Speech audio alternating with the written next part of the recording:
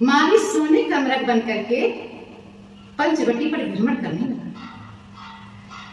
जानकी जी अपने स्वामी की पूजा के लिए सुमन ले रही थी। जब जानकी जी की दृष्टि उस सोने के मृग के ऊपर पड़ी तो विचार करने लगी मन ही मन में लोभ आ गया। ये विचार करने लगी कितना सुंदर सोने का मृग है। प्रभु श्री राम से कहा कि स्वामी कितना सुंदर ये सोने का मृग है, इस मृग को मेरे लिए पकड़ करके ला दो, इसे मैं अपनी कुटिया में सजाऊंगी। प्रभु श्री राम विचार करने लगे, सोचने लगे कि इन्होंने मेरे लिए मिथिलापुरी छोड़ी अवधपुरी में आई,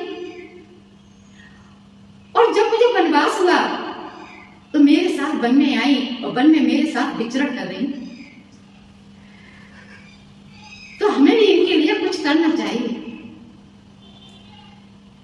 राम ने धनुष पर बाण ताना और उस मारीच के पीछे चल दिए। इस सोने का मृग बनकर के भ्रमण कर रहा है। चलते चलते मेरे प्रभु कुटिया से दूर पहुंचे तो प्रभु श्री राम ने मारीच के बाण मारा, तो देखिए अंत में आकर के उस मारीच ने निशाचरों का पक्ष लिया। हा लक्ष्मण, इस प्रकार से प्रभु श्री राम की आवाज में बोला। इधर देखिए जानकी जी कुटिया में बेकार उठी। आवाज तो लक्ष्मण जी ने भी सुनी। लक्ष्मण जी ने कहा कि भाभी मां, ये मायावी राक्षसों का क्षेत्र है। मेरे प्रभु श्री राम निर्गुण निराकार ब्रह्म है, उनका तो कोई कुछ संसार में बिगाड़ ही नहीं सकता। लेकिन जानकी जी बिकल हो रही है, हट करने लगी लक्ष्मण जी से कि जाइए जाकर के भैया की रक्षा करिए।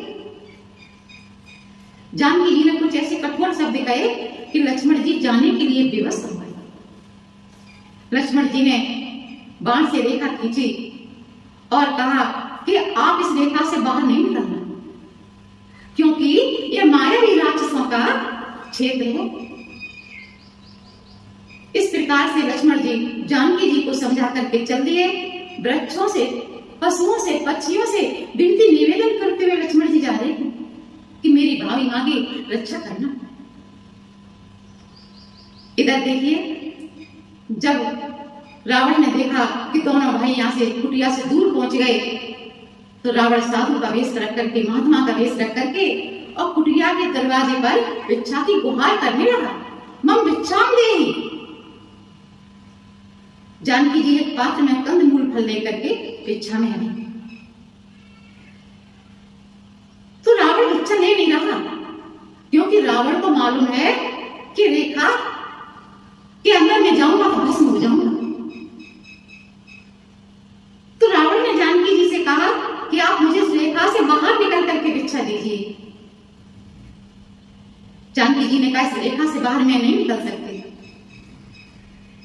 तो रावण ने कहा कि तुम्हारी अवधपुरी में अनिष्ट हो जाएगा अगर तुम्हारे दरवाजे से मैं विमुख होकर के चला जाऊंगा। जानकी जी मन ही मन में विचार करने लगी कि मेरे कारण मेरी अवधपुरी में अनिष्ट हो, और अपने स्वामी की कही हुई बात जानकी जी को याद आ गई।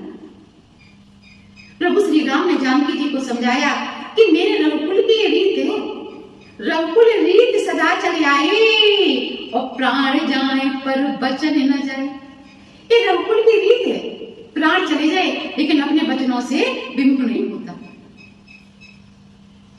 तो ये बात जानकी जी को याद आ गई कि मेरे कारण मेरी अवधपुरी में अनिष्ट हो जाए, ऐसा मैं होने नहीं दूंगी। मेरे रघुकुल की ये रीत है कि आज तक मेरे दरवाजे से कोई विमुख नहीं लौटा, और मेरे कारण एक महात्मा विमुख लौट जाए। तो जानकी जी जानती थी मैं रेखा के बाहर चरण रखूंगी तो मेरे प्राण संकट में चले जाएंगे। तो जैसे ही जानकी जी ने रेखा के बाहर चरण रखा और आकाश मार्ग से देवता देख रहे हैं, तो देखिए जैसे ही जानकी जी ने रेखा के बाहर चरण रखा तो देवता हर्षित हो रहे हैं और जानकी जी के प्राण संकट में चले गए। रावण असली वेश में आ गया और रावण ने इच्छा का पात्र लेकर के फेंक दिया और जानकी जी को हाथ पकड़ कर अपने विमान में बैठा लिया। दक्षिण दिशा की ओर रावण चल दिया। जानकी जी विलाप कर रहे थे, हे रघुनंदन, हा लक्ष्मण,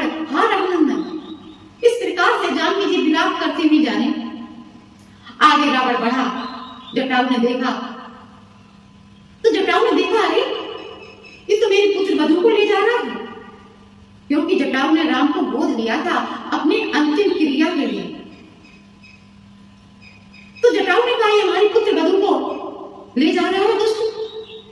तो कहा, बेटी घबराइए नहीं, अभी मैं आ रहा हूं, इस दुष्ट को आकर के अभी मैं बताता हूं। रावण विचार करने लगा, सोचने लगा तो मुझको धरा अग्नि पर दुष्ट कहने वाले दो हैं, एक मैनाक पर्वत और दूसरा जटायु। जब रावण ने नीचे देखा तो जटायु जा रहे थे ऊपर। जटायु और रावण का खूब युद्ध हुआ और जटायु ने रावण को मूर्छित भी कर दिया।